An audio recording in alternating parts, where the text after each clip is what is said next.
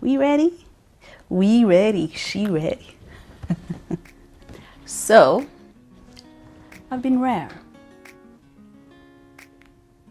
It has been a while, very long while since I last was here on these streets, on these YouTube streets. And if you follow me on Instagram, I'll put it somewhere on the screen. If you follow me on Instagram, you might have an idea why my nose is itchy. I haven't been on YouTube for well over a year, mostly because the past 2 to 3 years have been some of the hardest years of my life and the best years of my life. It's a very annoying paradox, but that's where we are. And I've spent the past few weeks kind of thinking about what I want to do in terms of YouTube and whether I want to come back to YouTube, whether I want to invest again into YouTube, knowing the amount of emotional and physical investment that it requires. I've done this before. So it is a decision that I am not even going to make. I'm just going to start again making videos, and that's why we're here. My name is Kangai and welcome to my channel. I am a makeup artist. I'm a digital nomad, marketing and communications person. And 2018 and 2019 was really hard for very many people, not only me. It was really difficult for a huge amount of people. Literally most people that I know within those years just went through hell, including myself, including people in my family, including my friends. For some, the struggle is still continuing. For others, it's ended. And if you're watching this and you're going through something that is horrific and horrendous and really difficult, I wish and pray for God's healing and love and grace and comfort and peace in your life. The one thing that I find very fascinating is how difficult it is for us to be vulnerable. And the reason I say that is because there's so many people who have gone through a lot. They're still going through a lot. And they're really fearful of opening up, sharing what they're going through for many reasons. And personally for me, I realized this week after a conversation I had with a friend. My main one main fear that I have is opening up to you guys and you guys somewhat looking at me differently or imagining or thinking that I'm weaker than I am. And I really want to end that. And that is what this is. This is a new beginning, at least for me, where I think the wise thing for me to do from now on is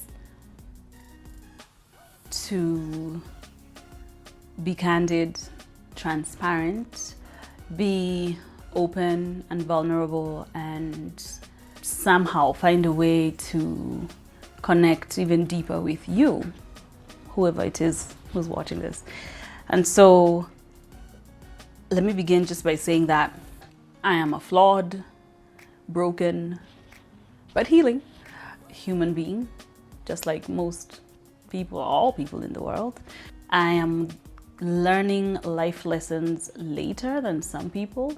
And so today what I just wanted to share is that my goal is to attempt to be more open, more transparent, and more candid here, and to create a space where you feel you can do that as well. With that said, I just wanted to share a few lessons that I have learned over the past few years that might impact someone. I don't know. First lesson I have learned, major lesson in the past few years, is that good intentions can be toxic. And the reason I say this is because the people who know you the best might not be the people who know you the best. And what I mean by that is the people who know you the best might give you suggestions about how you should be managing your life and the decisions that you make regarding your life, but those do not align with what you believe about your life, what your gut tells you, what your instinct is leading you towards. That might not be what is in your best interest. And so they're coming from a space where their intentions for you from their end are honest and true and good. But when they land in your world, all they do is they destroy you. All they do is they break you. All they do is they move you even further back than where you are.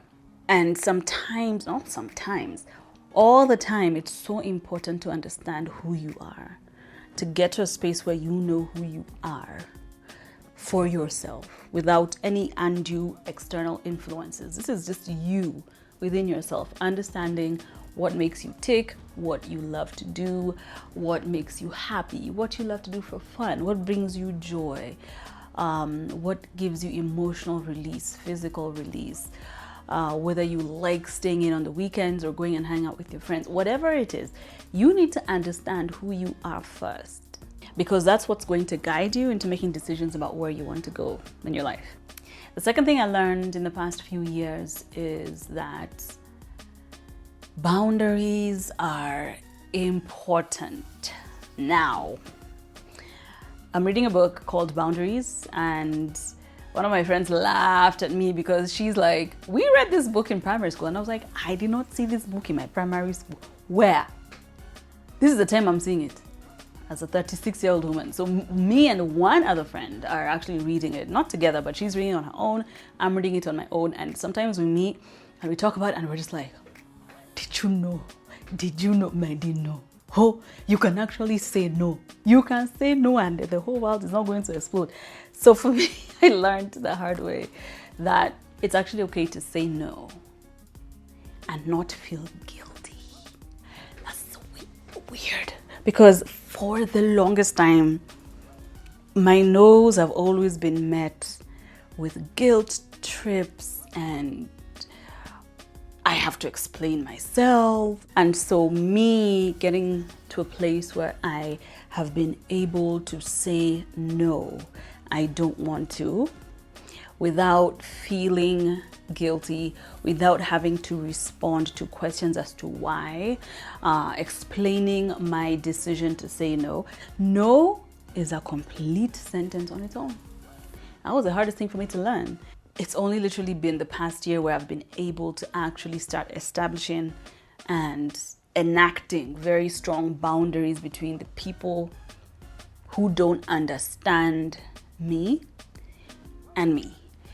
I'm forcing myself to learn that I need to be my own best friend. So for example, if you and your best friend go to the club and a guy is hitting on her and she's not into it, if you are her best friend, you would have her back. You would kick that guy's behind, for lack of a worse word. And so using that, you have to become that for yourself. You have to be able to protect yourself for you. No one else will ever protect you as much as you can, and no one else will ever cherish you and love you and care for you and appreciate you as much as you can do for yourself. The third lesson I have learned, I think I'll just share maybe four, but the third lesson I've learned is the value of honesty in friendship. Whew, that's a tough one because I am one of those people who I don't have a poker face, so I can't lie. And if I don't like what you're saying, you will know. Like my face will kunja. I have been burnt to a crisp over the past few years by friends who unfortunately I allowed close to my heart, but they lied. The main reason for this is because I'm a proponent of agency. I like being able to have the choice to react to whatever it is that you've done, rather than you choose how I should react to it. And that's where dishonesty starts. Mostly, like I had a friend who is not in my life anymore, and what they used to tell me is they kept things from me to protect me. They lied to protect me, which is, I could not. So for me, the third lesson that I learned is that I need to surround myself with honest people, and people who hold that as a deep, abiding principle within them, that it's who they are. This is the last lesson that I've learned, the major lesson that, okay, I take it back, I'm still learning it. And it is the fact that I, Kangai Muiti, I deserve whole, unadulterated, complete, generous, what are the other adjectives I was using? Hold up. Beautiful, mind-blowing, healed love. Because I am ready to give that to whoever is going to come into my life. That's one of the hardest things to learn, because you have to get to a place in your own life where you feel you are worthy of that. I am on the path to looking within and accepting that that's what I really need and deserve. Doesn't mean that if it comes into my life now, I'm gonna throw it away because I'm not there yet. And I also think it's a process, in terms of even after this individual jumps into my life, it'll still continue to be a process. However, I'm at a space where I am ready to be that for someone. I really like when people say, like, the woman should be his peace and he should be her rock. It is true. It's corny, but it's true. Which, again, I'm going to just reiterate this. I'm very, Kangai, I am happy and proud of you that you did not get married 10 years ago. Y'all probably didn't know this, but I was engaged, I think when I was 27, 28, 26, 27, 28. I was engaged. So by now I would have been married for 10 years, around 10 years. Now is when I've come to a place where I'm emotionally, well, slightly more emotionally mature, if I can use that word. Now I'm able to harness my self-control. I'm also able to ask for what I need. If I need time, I'm able to ask for that. Before I was not able to. And so getting to this level of self-awareness has been interesting. So those are the 4 lessons that I've learned in the past few years, and there are many more.